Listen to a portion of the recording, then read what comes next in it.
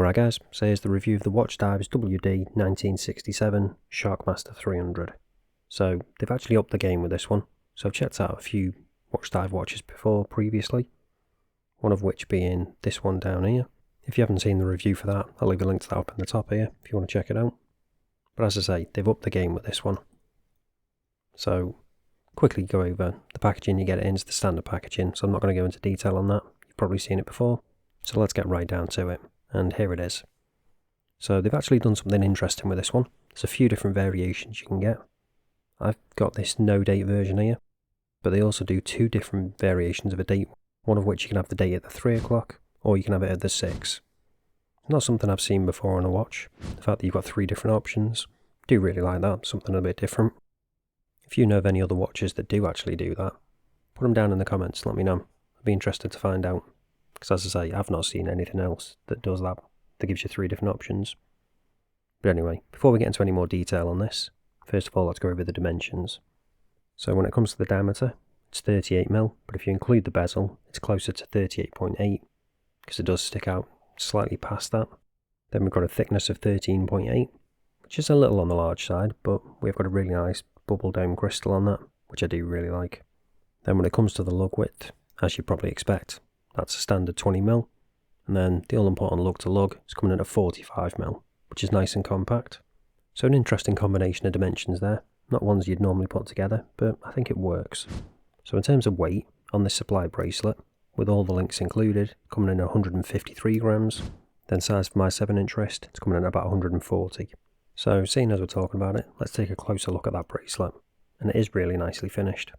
So it's mainly brushed. And then we've got polished sides, but it's nicely and smoothly done, no sharp edges or anything. We've also got screw links, and then that's carried over to the head of the watch as well. So we've got mainly brushed, just with polished chamfer details on these really nice lugs. And you can also see we've actually got drilled lugs too, so that's always good. Nice and easy to swap it out if you need to. Then when it comes to the crown, we'll get a zoom in and take a closer look at that. You can see we've got that nice signed crown there with the WatchDives logo. And you can also see now as well, while we're zoomed in, we've got some nice detail on that bezel. Some nice little polished details, nice and smooth without being too smooth. Still grippy, but not sharp. Got those nice female end links there as well, helping with that compact lug to lug. Then moving around to the clasp, we've got the nice branded clasp there with the WatchDives logo. And it is nicely finished as well, but you'll see we don't actually have any micro adjust on there.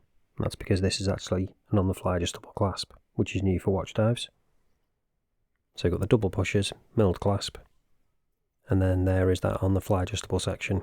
So it might look pretty similar to the ones I've seen on Seastern watches, as I mentioned earlier. So you just pull this bit down here, and then it slides back and forth. Works really nicely, and you've got a pretty decent amount of adjustment there too. So you should be able to get the perfect fit. It's definitely a welcomed upgrade over the previous micro adjust clasps they had, because as I keep saying in a lot of videos, once you've had an on-the-fly adjustable clasp, it's hard to go back. And I do like this polished chamfer detail they've got on there as well, just mirroring the finishing on the head of the watch. One thing to mention with this one though, it is actually slightly thicker than the Seastern one. If you haven't seen that, that's this one down here, so I'll leave a link to that up in the top as well, if you want to check that one out, so you can see what I'm on about, the difference in size. I think it actually works quite well being larger, because it balances out the head of the watch, which is pretty large too, and slightly heavy, so it works. But now let's talk about that dial in a bit more detail. So we'll get a zoom in, and the first thing you're probably going to notice, which you've probably seen as we've been going through the other bits, is we've got some blue AR on there.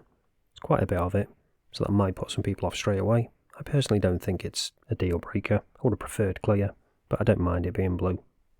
So when it comes to that dial, it's fully printed, nothing applied. So the WatchDives logo is printed, as is the automatic and 300-meter water resistance. And then when it comes to those indices, they're pretty chunky, which definitely helps with the legibility, as does the pretty chunky handset as well. And there is that nice distortion from that bubble dome crystal. Again, you guys know I really love this kind of thing. I know some other people don't, but it's going to be one of those. Down to personal preference, whether you like them or not, whether you're going to like this watch probably. So as I say, I've got the no date version here, so I've got the 12, 3, 6 and 9, obviously depending on which dial version you go for. If you go for the date of the 3, you won't have the 3, you'll have the date window there. Or if you go for it at the 6, you won't have the 6 there, you'll have the date window down there. So when it comes to those hands, you can see we've got a nice high polish on them, which does catch the light nicely. We've also got nice proportions on all of them, so the size perfectly for the dial. And then when it comes to that bezel, you can see we've got the same kind of nice big, bold indices and numbers on that, matching the dial. Again, just really legible. And it's a ceramic insert on that too. We'll be going over the action on it a bit later on. Now that we're zoomed in as well, we'll quickly show you what this crown's like in a bit more detail. You can actually see it's really nice and grippy, nicely finished again, as most bits are on this watch. The attention to detail has definitely gone up a notch with this one, I think. So you're probably wondering though, is that crystal sapphire as well as being a nice bubble one? Let's find out now, using the trusty diamond selector too. And yep, we have got sapphire crystal, which is always good to see. So now you're probably wondering, what movement have we got in this, with those different combinations of dial options. So it is actually the NH35, so unfortunately with this one we've got a ghost date position. So if we pop it out to the first position, that's where the date function would be. So we'll have to pop it out again. And then you can see second hand stops, so we've got hacking. Then obviously we just change the time. And then pop it back in, second hand re-engages.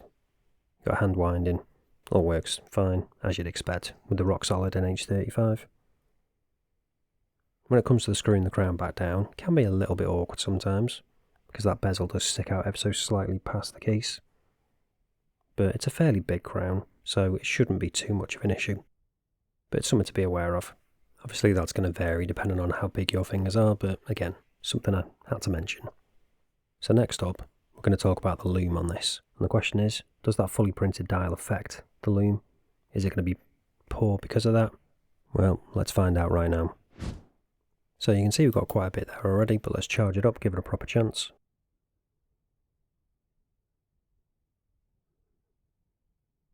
And there we go. So as you can see, initially it's really good. So we've got that ice blue colour of the BGW9, and we've got plenty of it on the hands, indices, bezel. It's looking really good.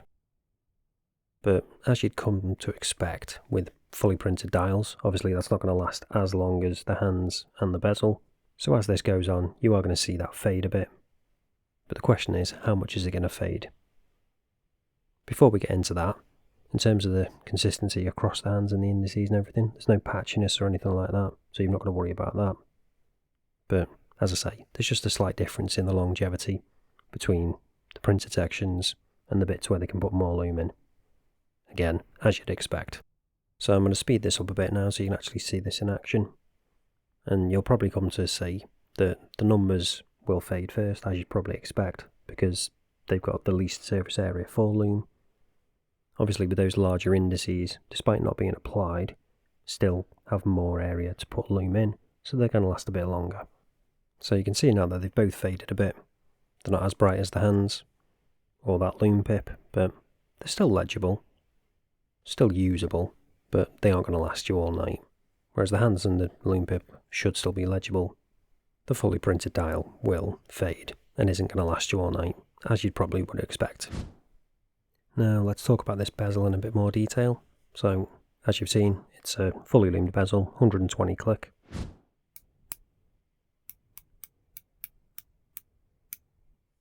Nice clicky action. No backplay at all. Pretty firm, but not overly so. And because it does stick out slightly past the case, there's plenty of area to grip. When it comes to the alignment, perfectly aligned as well, no issues there. So it's a nice combination of specs and finishing and stuff on this, I think. So you're probably wondering, how much is it going to cost you? So it's currently on sale at the moment, but that's going to actually end on the 27th of November. So if you do want to pick one up, make sure you do it before that. Link will be down in the description as always. So the price is going to be £131, $165, €150. And as I say, that only runs until the 27th. After that, the price will go up, obviously. Not entirely sure what it'll be, but I'm pretty sure it'll say on the site. So again, check the link in the description. But before you do that, you probably want to see what it looks like on wrist. So I'll show you what it's like on wrist now, and then we'll go over the pros and cons. And here's what it looks like on my 7-inch wrist.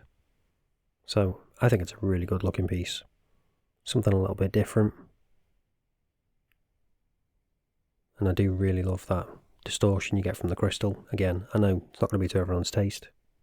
Those polished chamfer details on the case just add an extra little bit. Just make it seem more premium and more expensive than it actually is, I think. As does this clasp. You get the perfect fit with that on-the-fly adjustable clasp. Do really like that. Although it does actually have a little bit of a gap at the top, because it is a bit thicker than another one I'd seen on a C-stern that's similar. So something to be aware of. So when it comes to issues with this, I think the main one people are going to have is probably that blue AR. Yeah, it would have been nicer if it had been clear. But again, I don't personally think it is a deal breaker. But obviously that might differ for you. Other than that though, I think it's a really nice watch. So you've got a few different options in terms of date. As I've said, that bubble dome sapphire crystal, 120 click ceramic bezel. Yeah, that clasp does have that little bit of a gap. Again, not ideal, but the fact that it's on the fly, I think, makes up for that. And as I've said, the finishing on the bracelet is really nice. No sharp edges at all, and it does use screw links, not pin and collar or anything like that. So I guess the question is, do the positives outweigh the negatives for you? If they do, again, link will be down in the description. That is an affiliate link, does help support the channel, but you don't pay any extra. But that's it for this one, guys. Thanks for watching, and I'll see you in the next one.